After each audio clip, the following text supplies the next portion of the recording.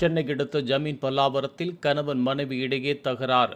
மனைவி மீது ஆசிட் வீசிய கணவன். சென்னை அடுத்த ஜமீன் பல்லாவரத்தை சேர்ந்தவர் சனா பாத்திமா.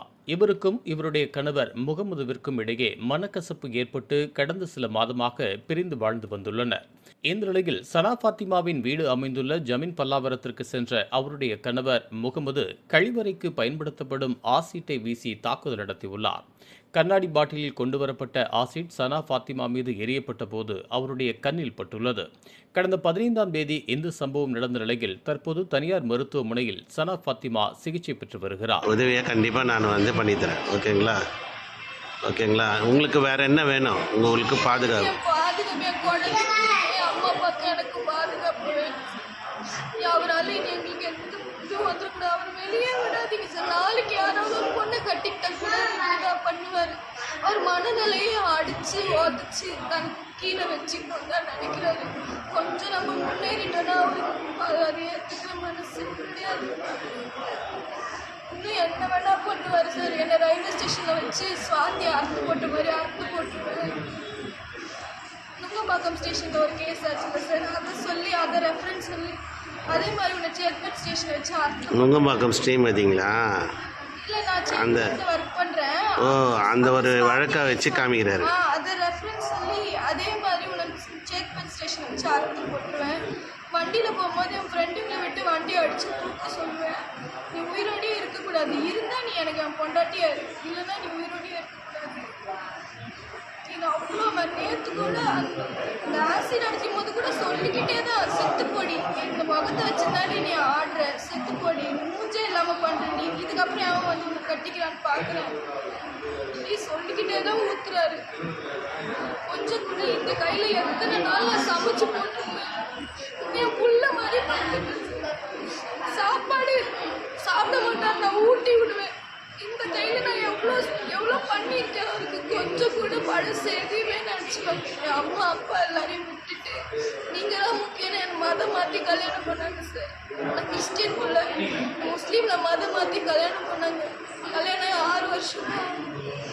6 வருஷத்தில் நான் பார்க்காத கொடுமையே கிடையாது. அவ்வளோ கொடுமை பண்ணி அடித்து தூக்கில் 2 வாட்டி தூக்கில் தொங்கி இருக்கிறேன். நான் அக்கம் பக்கம் வந்து என்னை காப்பாற்றிருக்காங்க. என் குழந்தைக்காக வச்சு நான் இருக்கிறேன். இன்னைக்கு என் பிள்ளைக்கு அதே நான் நாளைக்கு புள்ள மூச்சு இதே மாதிரி ஆக்குறேன்டி அப்படின்ட்டு போயிருக்கிறாரு. என் பிள்ளைக்கு இதே மாதிரி ஆச்சுன்னா உயிரோட இருக்க செத்தே போயிடும். எனக்கு யார்கிட்ட போய் சொல்லி எந்த உதவி கேட்குறதுன்னு தெரியல. போலீஸ்காரங்களே அமைதியாக இருக்கிறாங்க. இன்னைக்கு நானும் ஃபோன் பண்ணி கேட்ட பிறகு தான் அந்த ஊரில் இல்லைம்மா தேடிக்கிட்டு இருக்கோன்னு. சம்பவம் நடந்து 2 நாள் ஆகுது. ஞாயிற்றுக்கிழமை நைட்டு நடந்துச்சு. இங்கே குன்றத்தூரில் தான் இருக்கு. அவங்க அம்மா வீட்டில் தான் இருக்காரு. பிடிக்க முடியாதா? ஃபோன் நம்பர் கொடுத்தாச்சு, இங்கே தான் இருக்காருன்னு சொல்லியாச்சு. ஆனால் இன்னமும் பிடிக்க மாட்டுறாங்க. கேட்டால் அட்வொகேட் வச்சு மூவ் பண்ணுறாமா, அவங்க ஊர்லேயே இல்லைன்றாங்க. உங்களுக்கு எந்த ஸ்டேஷன் வருதுமா? பல்லாவரம். சரி தாய். இந்த கடைசி 2 வருஷத்துக்கு மட்டும் 3 கேஸ் கொடுத்தேன். குழந்தைய பெட்ரோல் ஊற்றி எரிச்சிருவேன்னு சொன்னார். நீ வேலைக்கு போயிட்டு வர அது கறிக்கட்டையாக கிடக்கும், குடிக்க காசு கொடுக்கலன்னு எரிச்சிருவேன்னாரு. அதனால போய் ஒரு போலீஸ் ஸ்டேஷனில் ஒரு கேஸ், வண்டி எடுத்துகிட்டு போய் ஆக்சிடென்ட் பண்ணிட்டாரு, அதுக்கு ஒரு கேஸ், என்னை அடிச்சு டொமஸ்டிக் வயலன்ஸ் ஏகப்பட்டது. ஆனால் எதுக்குமே காவல்துறை நடவடிக்கை எடுக்கல. சமாதானப்படுத்தி அனுப்பி வைக்கிறாங்க. ஒரு 3 மாதம் அவனுக்கு டைம் கொடு, அவன் சரியாயிடலாம்.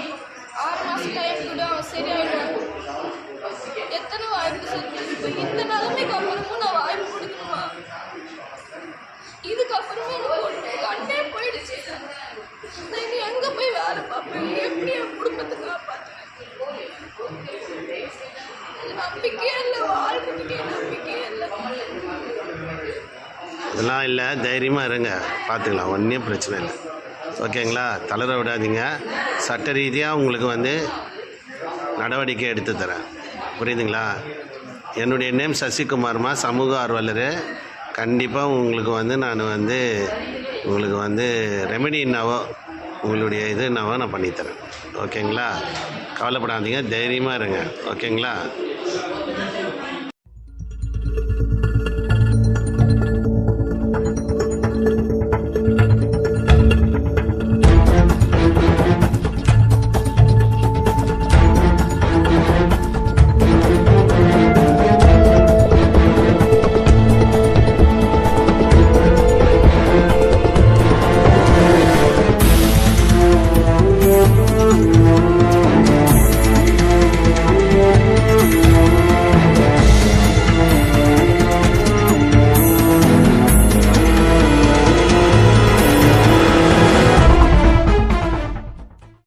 இதுபோன்ற உள்ளூர் செய்திகள், மாநில செய்திகள் மற்றும் பயனுள்ள தகவல்களை உடனுக்குடன் தெரிந்து கொள்ள GST ஆன்லைன் மீடியாவை இலவசமாக சப்ஸ்கிரைப் செய்து கொள்ளுங்கள்.